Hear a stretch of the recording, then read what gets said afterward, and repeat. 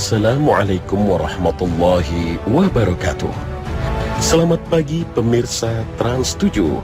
Khazanah Ensiklopedia Islam Dunia pagi ini kembali hadir ke hadapan Anda untuk berbagi informasi Islami. Semoga menginspirasi dan menjadi motivasi aktivitas Anda hari ini.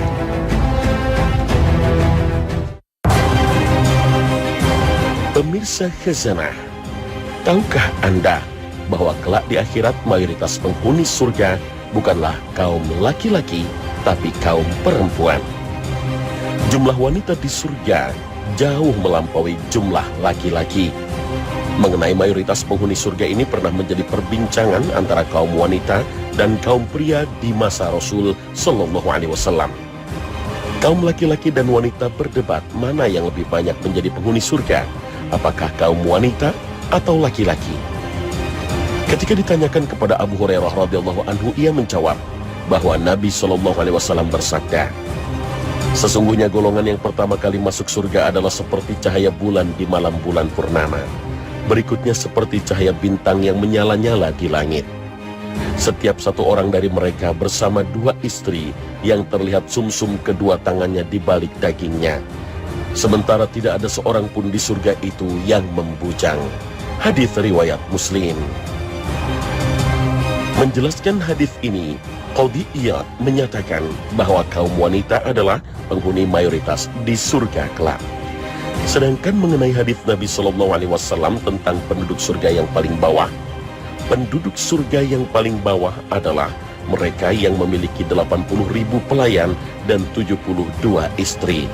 Hadis riwayat Tirmizi. Mullah Ali Al-Qori menjelaskan bahwa hadis yang menyebutkan masing-masing lelaki surga didampingi dua istri yang terlihat sumsum kedua tangannya di balik dagingnya tidak menafikan bahwa masing-masing dari mereka juga disertai banyak bidadari yang tidak terhitung. Dan yang terlihat dari hadis bahwa dua istri itu berasal dari wanita dunia bukanlah bidadari. Adapun lelaki penghuni surga paling bawah yang memiliki 72 istri, maksudnya adalah 2 orang istri berasal dari wanita dunia dan 70 istri dari bidadari surga.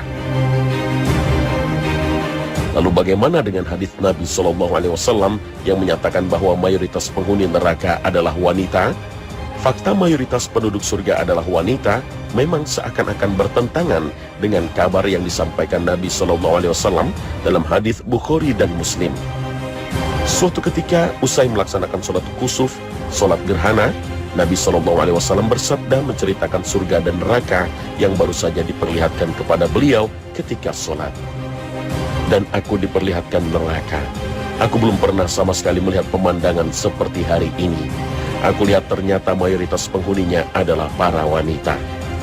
Orang-orang bertanya, kenapa para wanita menjadi mayoritas penghuni neraka, wahai Rasulullah?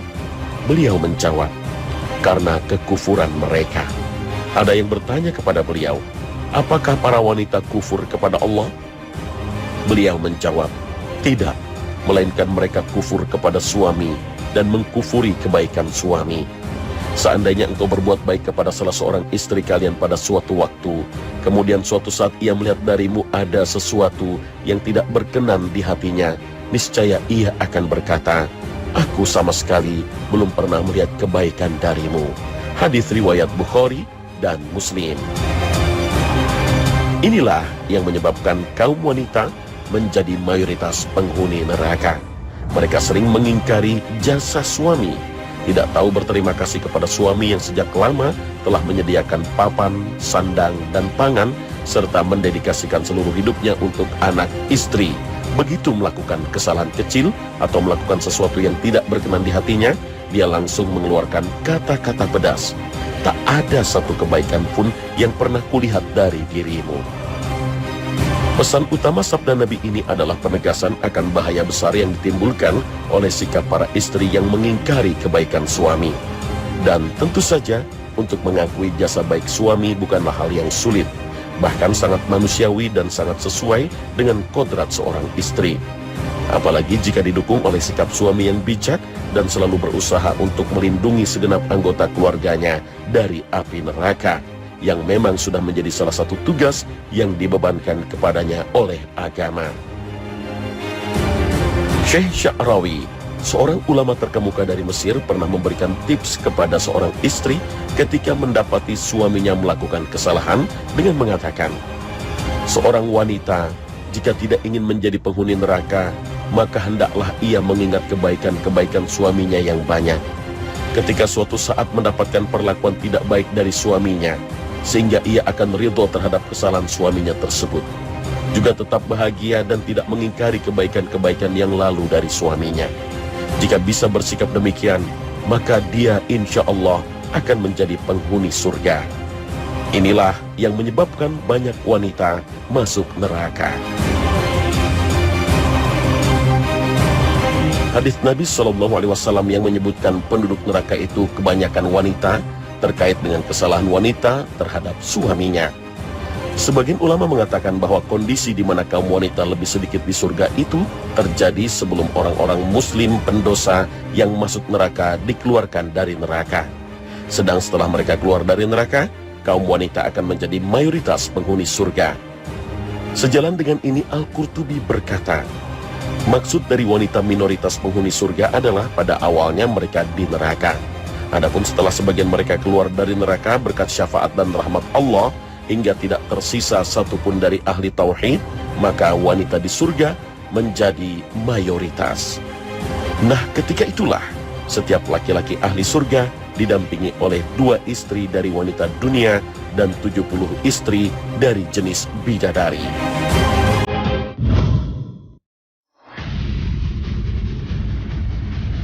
Pemirsa Khazanah, beralih ke masalah lain. Saat matahari tenggelam dan waktu maghrib tiba, orang tua biasanya menyuruh anaknya untuk masuk ke dalam rumah dan menghentikan aktivitas di luar rumah. Mereka percaya bahwa saat maghrib tiba akan banyak setan dan jin yang berkeliaran. Setelah maghrib, mereka kembali membiarkan anak-anaknya untuk bermain di luar rumah. Benarkah demikian? Apakah ini fakta atau mitos? Ternyata larangan ini bersumber dari Nabi SAW, bahwa ketika maghrib akan banyak setan dan jin yang berkeliaran. Beliau SAW pernah bersabda, jangan biarkan berkeliaran di luar anak-anak kalian di saat matahari terbenam, hingga berlalu kegelapan antara maghrib dan isya. Sebab setan berpencar jika matahari terbenam, hingga berlalu kegelapan antara maghrib dan isya. Hadis riwayat Muslim dari Jabir. Dalam riwayat lain, Nabi SAW juga bersabda, jika sore hari mulai gelap, maka tahanlah bayi-bayi kalian, sebab para setan banyak berkeliaran pada saat itu. Jika sesaat dari malam telah berlalu, maka lepaskan mereka. Kunci pintu-pintu rumah dan sebutlah nama Allah, sebab setan tidak membuka pintu yang tertutup. Dan tutup rapat tempat air kalian, dan sebutlah nama Allah, dan tutup tempat makanan kalian, dan sebutlah nama Allah. Hadis riwayat Muslim. Kandungan hadis Nabi SAW ini ternyata bisa dijelaskan secara ilmiah. Menjelang maghrib, alam akan berubah menjadi spektrum cahaya berwarna merah. Cahaya merupakan gelombang elektromagnetis yang memiliki spektrum warna yang berbeda satu sama lain. Setiap warna dalam spektrum mempunyai energi, frekuensi, dan panjang gelombang yang berbeda. Ketika waktu maghrib tiba, terjadi perubahan spektrum warna alam selaras dengan frekuensi jin dan iblis, yakni spektrum warna merah. Pada waktu ini, jin dan iblis amat bertenaga karena memiliki resonansi bersamaan dengan warna alam. Pada waktu maghrib, banyak terjadi tumpang tindih 2 atau lebih gelombang yang berfrekuensi sama, sehingga penglihatan terkadang kurang tajam oleh adanya fata morgana. Pada waktu maghrib, setan bersamaan dengan datangnya kegelapan mulai menyebar mencari tempat tinggal, karena mereka tersebar dengan pemandangan luar biasa dan jumlah yang tidak ada yang tahu selain Allah.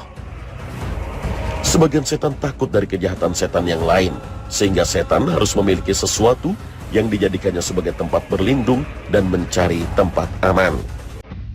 Maka ia bergerak dengan cepat melebihi kecepatan manusia dengan kecepatan berlipat-lipat. Beberapa dari mereka berlindung dalam wadah kosong, berlindung ke rumah kosong, dan beberapa dari mereka berlindung kepada sekelompok manusia yang sedang duduk-duduk. Mereka tentu tidak merasakannya. Mereka ikut menimbrung supaya menjadi aman dari penindasan saudara sesama setan yang juga berkeliaran seperti angin di bumi, karena yang boleh hidup hanya yang kuat saja.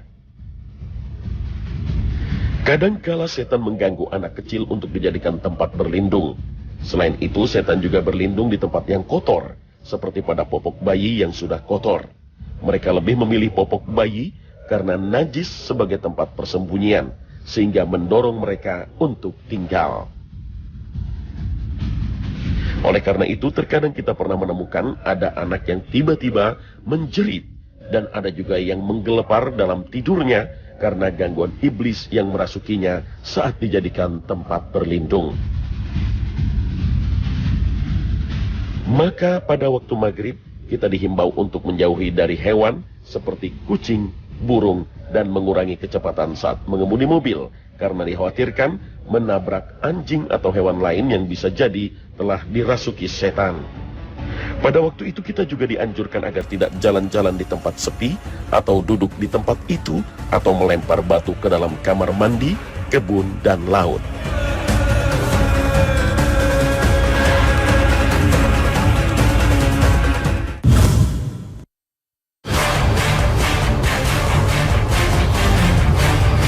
Pemirsa Khazanah, banyak beredar di tengah masyarakat tentang aturan yang mengharuskan kaum wanita yang sedang datang bulan untuk mengumpulkan rambutnya yang rontok dan tidak memotong kuku. Dan kalaupun terpaksa, maka rambut rontok dan potongan kuku harus dikumpulkan, lalu ikut dimandikan saat dia mandi janabah setelah masa haid telah selesai. Apakah yang demikian ini mitos atau fakta? Jika merujuk pada Al-Quran dan hadis, kita tidak pernah menemukan dasar dari aturan ini. Mengumpulkan kemudian menyimpan rambut yang rontok selama datang bulan ini bersumber dari pendapat ulama yang mengatakan tidak seyogianya mencukur rambut, memotong kuku, mencukur bulu kemaluan, mengeluarkan darah, atau memisahkan anggota tubuh dalam keadaan junub. Karena seluruh anggota tubuh akan dikembalikan di akhirat, sehingga kembalinya dalam keadaan junub. Konon setiap satu rambut akan menuntut seorang hamba karena janabahnya itu. Namun pendapat ini banyak ditentang oleh para ulama lain, termasuk oleh para ulama mazhab Syafi'i sendiri, seperti disebutkan dalam kitab Nihayat Al-Muhtaj. Sebenarnya, ulama yang menganjurkan menyimpan rambut itu tidak menyatakan larangan itu dengan redaksi tegas dan tidak menunjukkan keharamannya. Beliau menggunakan lafal la yanbaghi, yang artinya tidak semestinya, tidak seharusnya, atau tidak seyogianya. Faktanya, baik Al-Quran maupun Sunnah Nabi SAW tidak pernah menyebutkan secara tegas larangan memotong kuku dan rambut bagi orang yang sedang junub, khususnya wanita yang haid. Islam adalah agama yang mudah. Mengumpulkan rambut yang rontok ketika haid adalah sesuatu yang sulit dilaksanakan, karena setiap harinya ada puluhan helai rambut yang rontok. Adapun alasan bahwa bagian tubuh yang terpotong saat junub kelak di hari kiamat akan dikembalikan dalam keadaan junub juga, sebenarnya itu alasan yang kurang tepat. Jumhur ulama menyatakan bahwa bagian tubuh yang dikembalikan adalah bagian-bagian tubuh lengkap seseorang saat matinya, dan bagian-bagian tubuh yang asli yang pernah terpotong sewaktu pemiliknya masih hidup, seperti kaki atau tangan yang terpotong. Bagian-bagian itulah yang akan dikembalikan secara sempurna pada hari kiamat. Adapun kuku atau rambut yang disunahkan untuk dipotong tidak termasuk bagian yang dikembalikan. Selain itu, tidak logis jika seluruh kuku dan rambut yang pernah tumbuh pada tubuh seseorang di dunia dikembalikan pada saat bangkitnya di hari kiamat. Jika begitu, lalu akan seberapa panjang kuku dan rambut seseorang jika seluruh rambut dan kuku mereka yang pernah tumbuh dan dipotong selama hidupnya akan dikembalikan lagi kepada tubuh pemiliknya? Memang ada sebuah hadis riwayat Tirmizi bahwa Nabi SAW bersabda, di bawah setiap lembar rambut ada junub, maka basuhlah rambut dan bersihkanlah kulit. Hadis riwayat Tirmizi.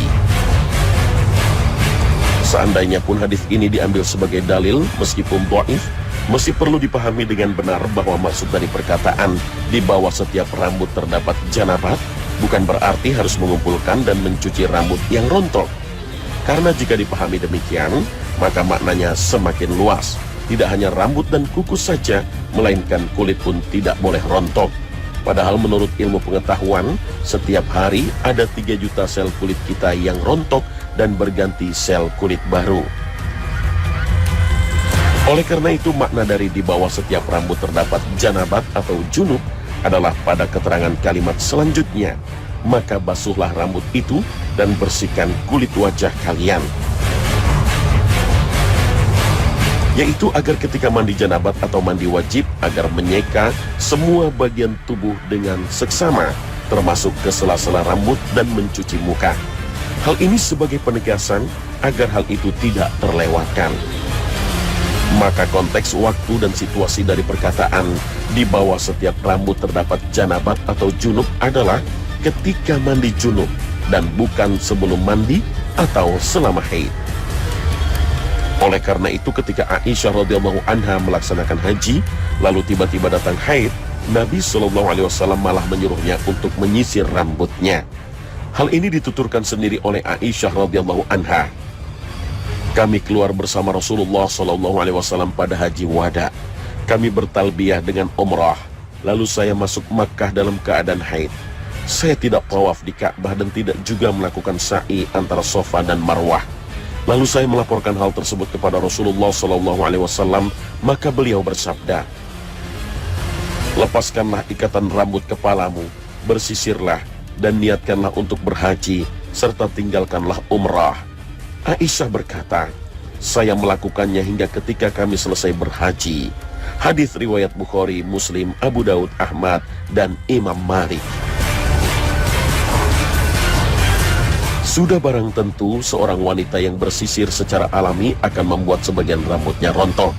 Seandainya mengumpulkan rambut saat haid dengan maksud disucikan tersendiri itu disyariatkan, niscaya Nabi akan mengajarkan hal tersebut kepada Aisyah radhiyallahu anha. Kenyataannya, Rasulullah SAW tidak menyinggung sama sekali masalah pengumpulan rambut. Hal ini menunjukkan bahwa tidak ada syariat pengumpulan rambut atau kuku atau daging yang terpisah dari badan saat orang dalam keadaan junub. Wallahu a'lam.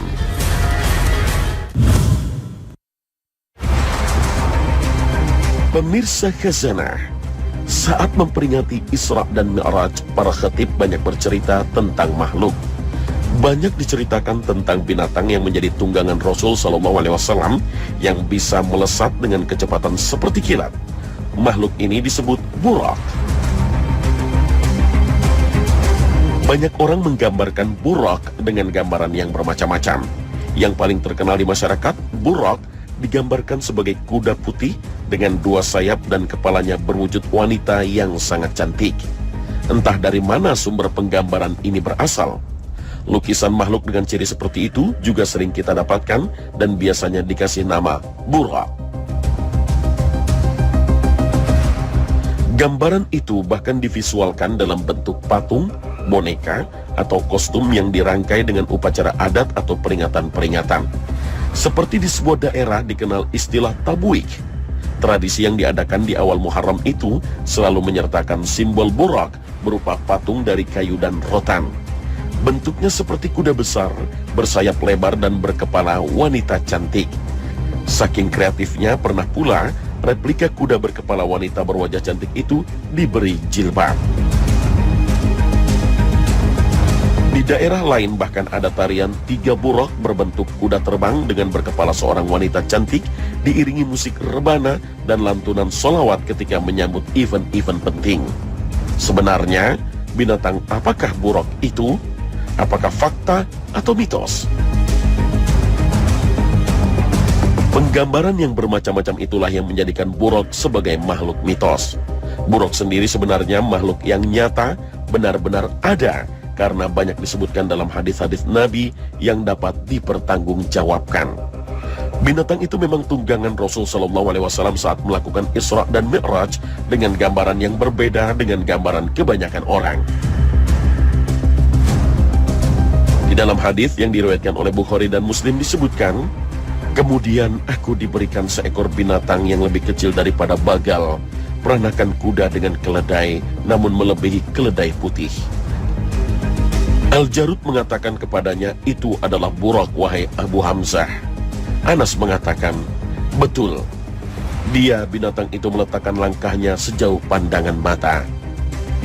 Di dalam hadis yang diriwayatkan oleh Tirmizi dari Huzaifah bin Al-Yaman dituturkan bahwa Rasulullah SAW telah diberikan seekor binatang yang punggungnya panjang dan langkahnya adalah sepanjang mata memandang. Mereka berdua, Rasulullah SAW dan Jibril alaihissalam, tidaklah terpisahkan di atas punggung Burak sehingga mereka menyaksikan surga dan neraka. Kemudian mereka berdua kembali pulang ke tempat semula ketika berangkat. Imam Nawawi menyebutkan bahwa menurut para ahli bahasa, Burak adalah nama binatang yang ditunggangi Rasulullah SAW di malam Isra. Az-Zubaydi dalam kitabnya Al-Mukhtasar Al-Ain dan pemilik kitab At-Tahrir menyebutkan, Burak adalah binatang yang ditunggangi oleh para nabi alaihimussalam. Pernyataan ini masih harus dibuktikan dengan dalil yang sahih. Menurut Ibnu Duraid, Burak berasal dari kata al-barqi atau kilat, insyaallah ta'ala karena kecepatannya. Ada yang mengatakan dinamakan Burak karena terlalu bersih, mengkilat dan sangat cepat. Ada yang mengatakan karena warna putihnya. Al-Qadi mengatakan kemungkinan dinamakan Burak karena dia memiliki dua warna. Maka ucapan syatun barqa berarti kambing kilat apabila di sela-sela bulunya yang berwarna putih terdapat bercak-bercak hitam. Oleh karena itu dia mengatakan di dalam hadis itu disifatkan bahwa Burak itu berwarna putih. Bisa jadi ia dari jenis kambing kilat dan dia terbatasi dengan warna putih. Dengan demikian dari namanya saja para ulama sendiri ternyata berbeda-beda dalam menggambarkan binatang tunggangan Nabi SAW ini. Lalu apa hakikat dari binatang Burak itu? Seperti apakah dia? Apakah dia memiliki sayap? Berapakah kecepatannya sekali dia melangkah? Bagaimana mungkin saat mengendarai Burak Nabi Muhammad SAW bisa selamat melintasi atmosfer bumi? Wallahu a'lam. Hanya Allah Subhanahu wa Ta'ala yang tahu. Karena itu semua adalah termasuk perkara-perkara gaib yang kita tidak bisa mengatakannya melebihi dari keterangan teks-teks yang sahih. Kita pun tidak dituntut untuk mencari jawabannya. Kita hanya dituntut untuk mengimaninya saja. Apabila hal-hal itu ada manfaatnya bagi kehidupan manusia, pastilah Rasulullah SAW menjelaskannya kepada kita.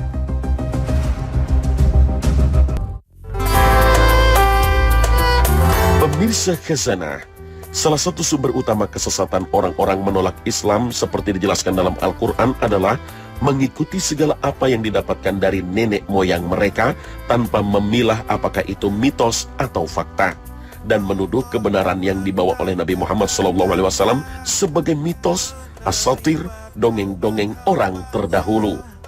Ya Allah, tunjukkanlah kepada kami bahwa yang benar itu benar, lalu berilah kami taufik untuk mengikutinya. Kemudian tunjukkanlah kepada kami bahwa yang batil itu adalah batil, lalu berilah kami taufik untuk menjauhinya. Amin ya rabbal alamin. Nah pemirsa, sampai di sini perjumpaan kita pagi ini. Terima kasih atas perhatian Anda. Wassalamualaikum warahmatullahi wabarakatuh.